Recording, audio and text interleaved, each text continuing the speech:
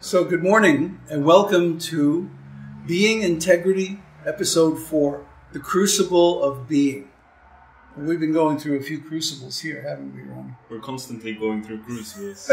Constantly. And but the big one, as always, was precipitated by Srila Prabhupada when he wrote in his Srimad Bhagavatam that this Srimad Bhagavatam is ontological education. And that's what got me started on this whole thing. I go, well, what is ontological education? So I started to look up ontology. I started to study all these things. And one thing led to another. And now here we are with this training. So I hope you will appreciate this and follow along with the various episodes. Don't give up. This is a hard course.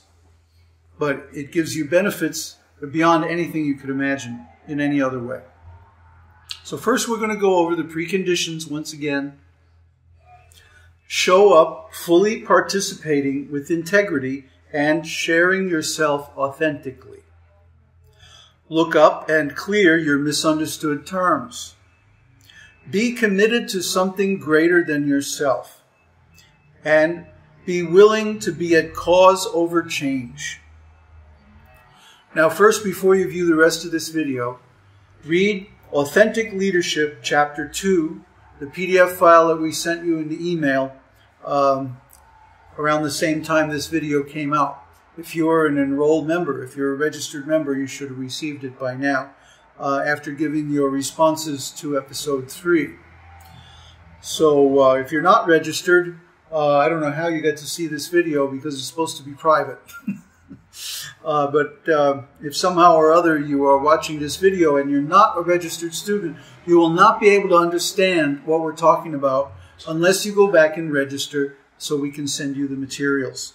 So see the first video of this series for instructions on how to register. Crucible of Being. Authentic Leadership, Rediscovering the Secrets to Creating Lasting Value is by Bill George, a highly successful business leader.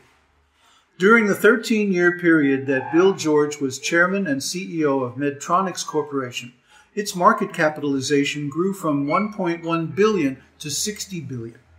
He is now professor of management practice at Harvard Business School, where he presents leadership and leadership development.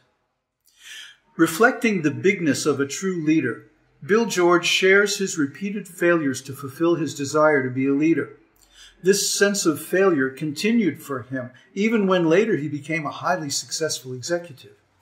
He movingly illustrates how personally challenging and traumatic experiences, when responded to and resolved authentically, became for him crucibles of leadership. When such crucibles lead to self-reflection that is dealt with authentically, they result in a transformative experience, the genesis of being a thought leader. So, one of the things about leaders is that they're big. What does it mean that you're big? It means that you are a context, you are a space where big things can show up. Like admitting you were wrong, admitting you made a mistake, finding fault with yourself. I don't know how many times I said in the esoteric teaching videos, and you can go back and verify this for yourself, that I'm not qualified, I don't know what I'm doing. Because I had never done that before. I had never been a leader before. I had always been a follower. That was my first adventure in really being a thought leader. Like we term our students potential thought leaders because they have the ability to influence the thought of the people around them. And you'll actually see as you begin this work that people will respond to you in a very different way. That they'll appeal to you for direction. You will be the one calling the shots, not because you want to, but because you're a natural leader. We want to bring that natural leader out of you. We want to bring that hero out of you. We want to find out what kind of hero you are and give you the tools to exercise real leadership.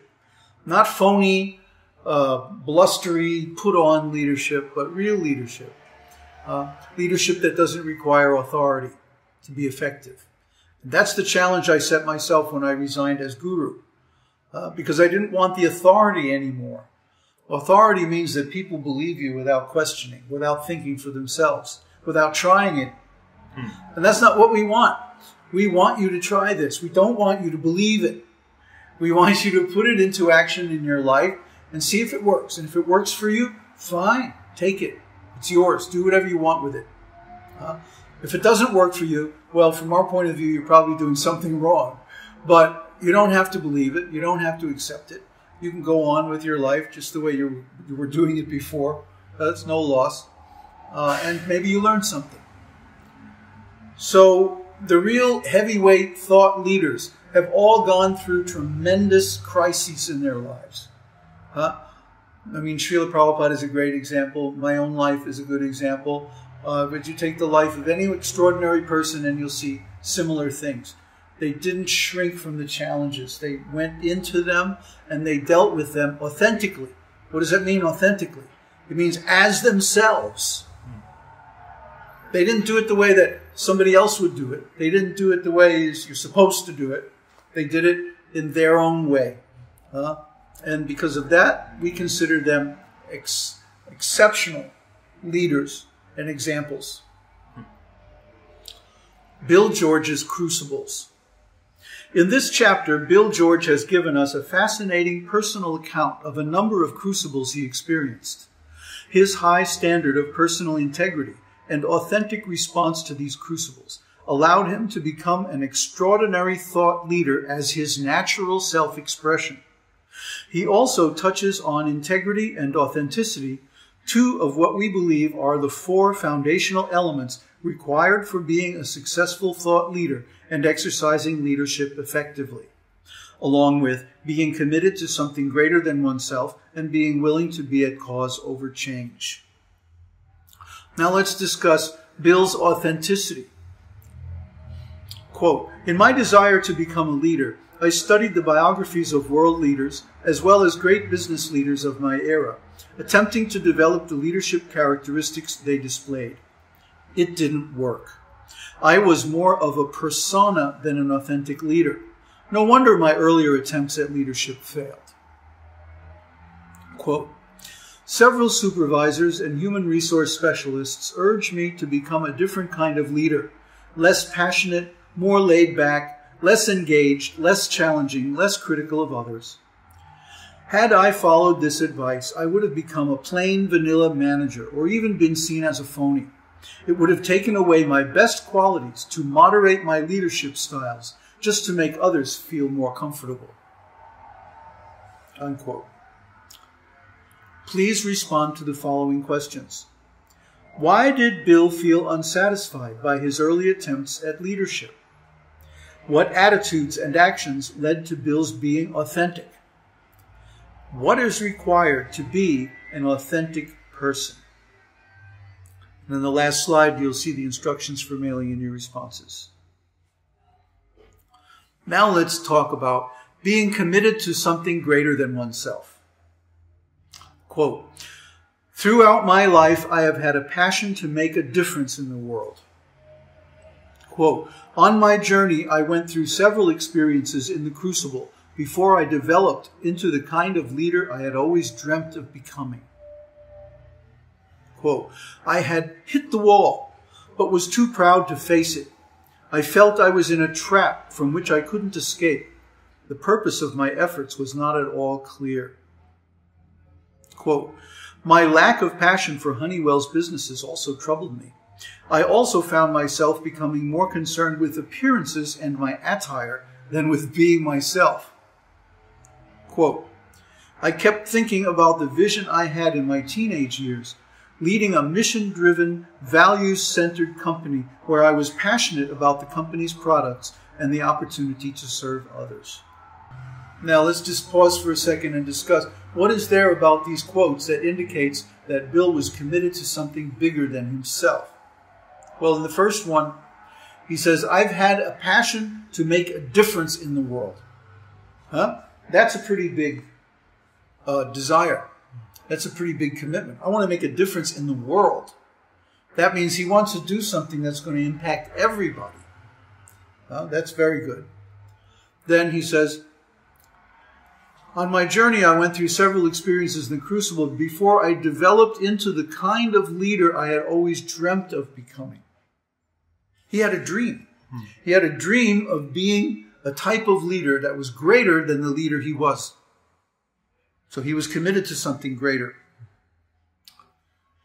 And then as an exercise, I think the students should go through the rest of these quotes and determine for themselves what is it in these quotes that indicates that Bill was committed to something greater than himself.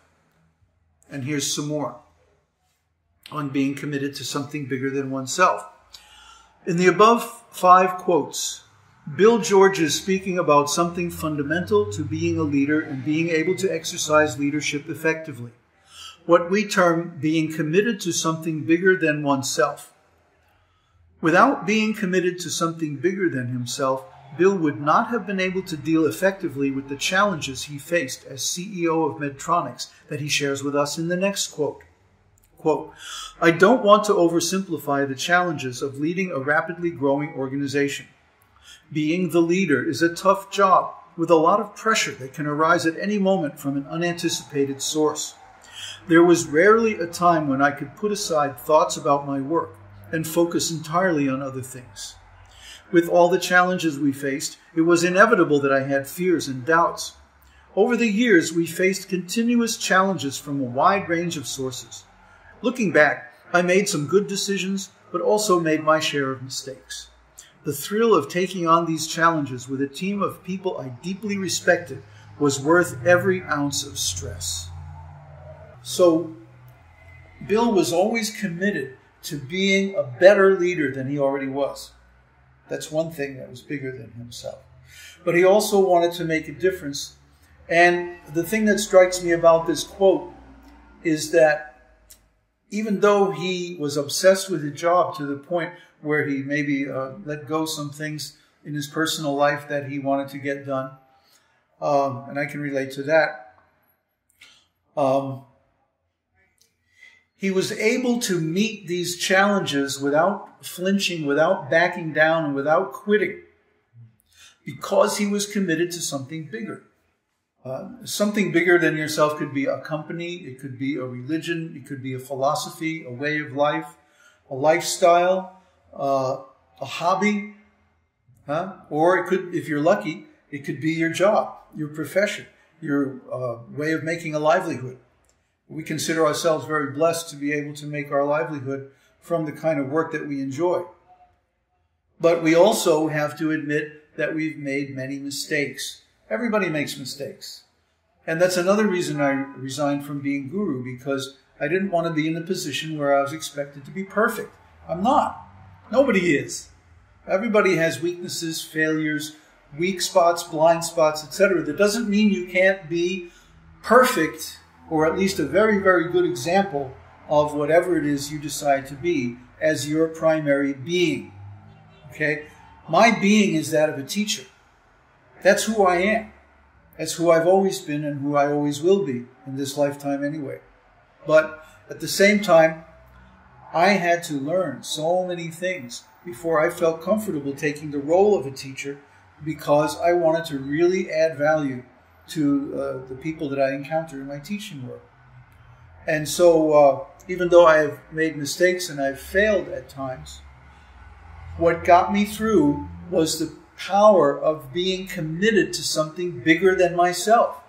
The mission, the faith, the lineage, the science, and the methodology of this teaching.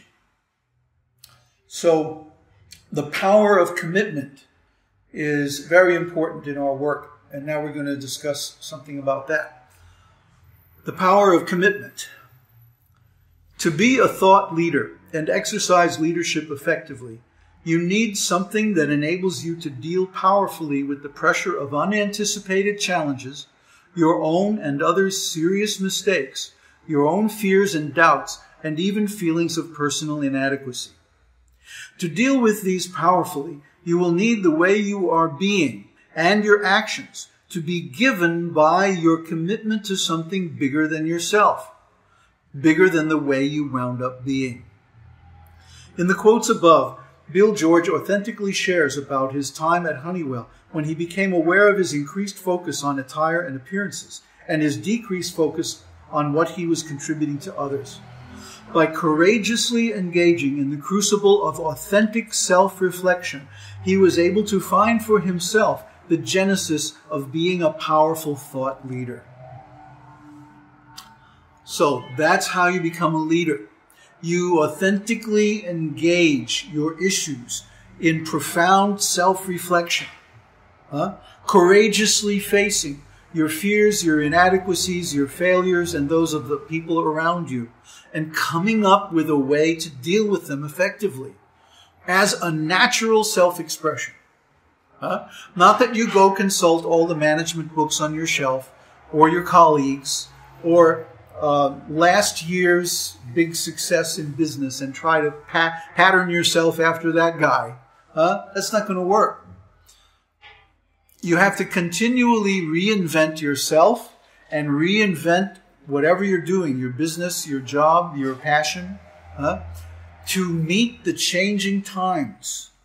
We're going to get into the nature of the time as being the ultimate ontological constraint on being. So we have to meet all these challenges with the courage of knowing what we're doing. And you're going to understand what you're doing when you understand who you are, what kind of hero you are, what kind of role you play on the stage of life, where you are in your personal story, in your personal hero's quest. What stage of the journey are you at? What do you need to handle now? What is going next? Okay? You need to know all these things. And when you know them, you can deal powerfully with the situations that come up because you're committed to something bigger than yourself. And now, I don't want to take up too much time. So I have a few questions for you to consider and respond to. What would get in the way of your engaging in true, authentic self-reflection? How can you deal with that? Can you distinguish for yourself, in your own way of being and actions, what is given by a concern for appearances and what is given by a commitment to contribute? Begin to consider what kind of crucible experience would be for you the genesis of your leadership.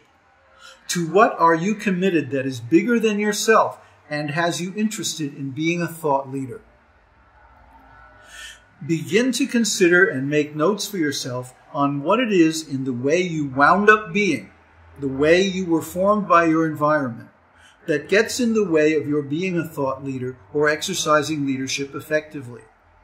Do this by noticing the barriers to being a thought leader or exercising leadership effectively in others, and then begin to notice them in yourself. Share these notes as you develop them. One thing I want to explain here is the idea of the way you wound up being. The way you wound up being is the result of your experiences, your environment, your education, your relationships, and so on, that formed you, that made you the way you are. The way you wound up being. Because probably until you began this course, you may not have given much thought to questions of being. In our society, we're primarily concerned with questions of having and doing. And we have let go our interests in being. But after all, we are all beings, and being is what we do. So how are we being? And how do we get a handle on being? How do we control, how do we manage, how do we shape our being into the kind of being that we want to be in order to be the kind of leader, the kind of hero that we want to be, or that we are already inside? How do we bring that out? That's the subject of this seminar. So let me give an example from the military. When the cadets at the United States Air Force Academy were asked to consider and share what their barriers to being a leader and exercising leadership effectively might be, one cadet wrote the following: "Some of the most prevalent barriers I notice in myself are fear, desire for acceptance, desire to make everyone happy, not willing to take risks, and previous ideas of what leaders should do and how they should act. Unquote. Cadet John Dolan, U.S. Air Force Academy Class of 2010, quoted with permission. Note in his response that he has the integrity and authenticity required to be a thought leader. In engaging in the consideration requested above, you may notice in yourself some of the qualities Cadet Dolan shared. Well, how about all of them? Yeah. That's universal, I think. Ronnie, what have you been going through with this? I'm constantly going through crucibles, and yeah, all of those that you just mentioned: fear, desire for acceptance, desire to make everyone happy, not to make anyone feel bad. Yeah, not willing to take risks because I'm afraid to fuck up. And like he wrote about, he was more concerned with his appearance than his contribution. When I sit here and I'm trying to contribute, sometimes I'm like aware of how I sit and how I should think and everything like that. Instead of being open clearing and letting what you say show up. Well, we all have to learn how to listen authentically. To listen authentically means you set aside your case. Most of us are always working on our case. How can I do this better? How can I do that? How can I grow? How can I be? How can I do? But when we are listening, when we are learning especially, we want to take our case and set it aside and just be purely with the teaching in that moment. That is unconditioned hearing, authentic hearing. Hearing not what I want to hear, but what the other person actually has to say. Yeah. And hopefully I'll be more of a clearing. You'll see I relax more and contribute more as my clearing expands and my ontological constraints loosen up and disappear. That's what we're here for, man. We're all here. We're all learning from this. You know, I'm taking the seminar too. So when I found this material, I got very excited about it because I said, wow, this is the cure. If we had gone through this, if everybody had gone through this in the beginning of the esoteric teaching, for example, we might not have had the kind of meltdown that we did, and we sure would have had a much better time being with each other and going through so many adventures. And it was pretty good anyway, but still, the way it ended left a lot of questions to be answered, and we feel we're making a lot of progress. So, your responses to the various questions in this episode, which, although it's short, it should be pretty challenging. Please write your responses to the questions and exercises in this section of the seminar and email to davidaleonseminars@gmail.com. Subject, Being Integrity 4, responses. That way, we'll be able to keep track of where everybody is at in the course. And if you use the subjects that we give you, it'll help us do a better job managing and communicating with all of our participants. So, thank you for being with us once again.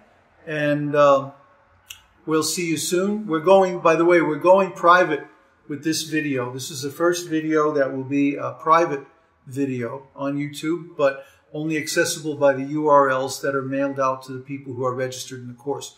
So other people beyond the registered students aren't going to see this video unless somebody leaks it, which would not be very cool, in my opinion. And then that means we can use the comments section on YouTube as a sort of a forum to discuss the contents of each of the videos from this one onward, because the public is not going to see those comments. The public is never going to see those comments.